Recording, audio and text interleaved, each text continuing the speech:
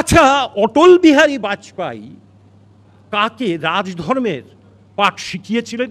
প্রশ্নটা ছুঁড়ে দিয়ে গেলাম আমার পরবর্তী বিজেপির বক্তা তরুণজ্যোতি তেওয়ারির কাছে।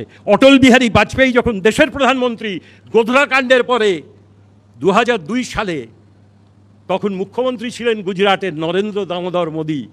রাজধর্মের পাঠটা কে কাকে শিখিয়েছিলেন? অটল বিহারী ভুল করেছিলেন না নরেন্দ্র মোদী ভুল করেছিলেন? বাংলার মানুষকে এবিপি আনন্দের মধ্যে দিয়ে উত্তরটা দিয়ে যাবেন। বুয়াদার খুব ইচ্ছা ছিল জানার জন্য যে অটল বিহারী বাজপেয়ী কেন রাজধর্ম পালন করতে বলেছিলেন নরেন্দ্র মোদীকে। নরেন্দ্র মোদীকে। তো কে ঠিক, অটল বিহারী বাজপেয়ী ঠিক না নরেন্দ্র মোদী? হচ্ছে গোধরা কাণ্ড বুয়াদাদের মনে আছে, বুয়াদাদের সবরমতী এক্সপ্রেসটা তো মনে নেই।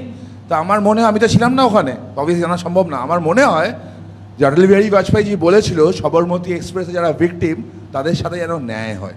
2014 সাল ইলেকশন কমিশনের কাছে যখন নমিনেশন ফাইল করছেন, তখন এফিডেভিটে দেওয়া হচ্ছেন আমি অবিবাহিত।